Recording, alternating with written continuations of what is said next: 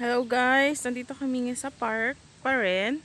Yan, I just want you to see how beautiful park here in KSA. Yan. So as you can see, there's a lot of flowers, yellow, white, orange over there. So it's kind of cute. Yeah. Okay. My husband. Yeah. Balik na natin ito mamaya sa ano? Battery na to?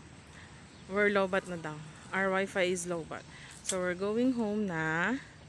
Say hi! Hi! Hi lang. Yeah.